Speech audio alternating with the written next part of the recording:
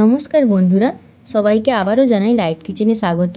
আজকে আমি চলে এসেছি আবারও একটি নতুন রেসিপি নিয়ে, রেস্টুরেন্টের স্টাইলে চাউমিন, যেটা কিনা বাড়িতে থাকা অল্প উপকরণ দিয়েই আপনারা বানিয়ে নিতে পারবেন। চলুন তাহলে দেখে নিন।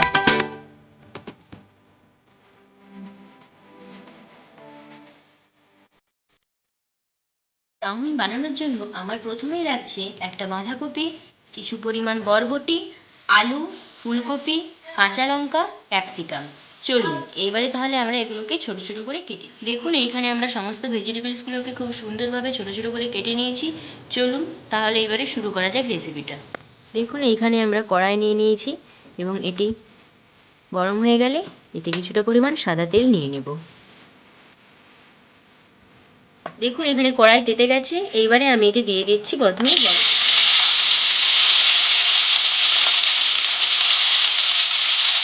এরপরে দিয়ে দিচ্ছি ফুলকপি,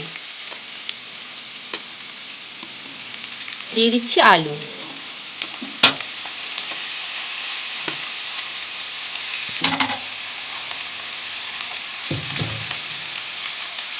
এগুলো আমি দিয়ে দিচ্ছি স্বাদ মতো লবণ। এরপর আমি এগুলোকে খুব ভালোভাবে নেড়ে চেড়ে নেবো যতক্ষণ না এটা ব্রাউন কালার আসে। দেখুন এখানে খুব সুন্দর একটা ব্রাউন কালার চলে এসেছে। এইবারে আমি এটাকে তুলে নেব। দেখুন এখানে তেল তেতে গিয়েছে। এইবারে আমি এতে দিয়ে দিচ্ছি স্বাদ মতো কাঁচা। দেখুন কুচনো কাঁচা লঙ্কাগুলো ভাজা হয়ে গেছে। এইবারে আমি এগুলোকে তুলে নেব। দেখুন এইবারে আমি সেই তেলেই যোগ করছি স্লাইস করে কেটে রাখা ক্যাপসিকাম। দেখুন এখানে ক্যাপসিকামগুলোকে আমি হালকাভাবে ভেজে নিয়েছি, বেশি ভাজার দরকার নেই। এবারে আমি তুলে নেব।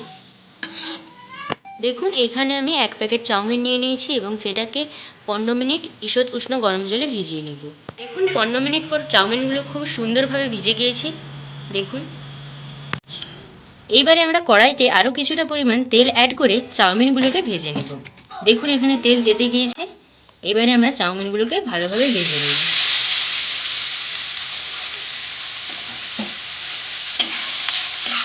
এতে অ্যাড করব স্বাদ মতো লবণ,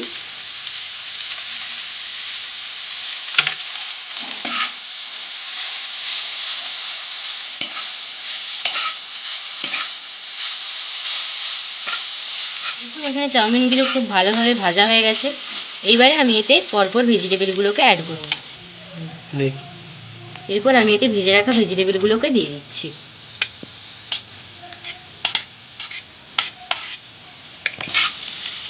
এরপর আমি এটাকে ভালোভাবে নেড়ে চেড়ে নেব। এইবারে আমি এতে দিয়ে দিচ্ছি এক সয়া সস,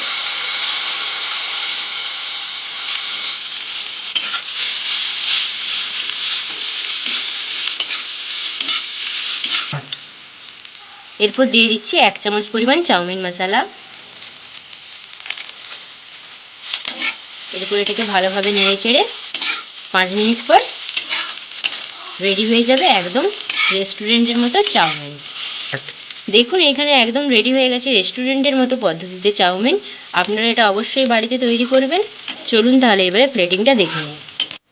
যদি ভিডিওটি ভালো লেগে থাকে তাহলে অবশ্যই লাইক করবেন এবং আমার নেক্সট ভিডিও কী চান সেটা অবশ্যই আপনারা কমেন্টে লিখে যাবেন এবং যারা আমার চ্যানেলে নতুন তারা অবশ্যই চ্যানেলটিকে সাবস্ক্রাইব করে দেবেন।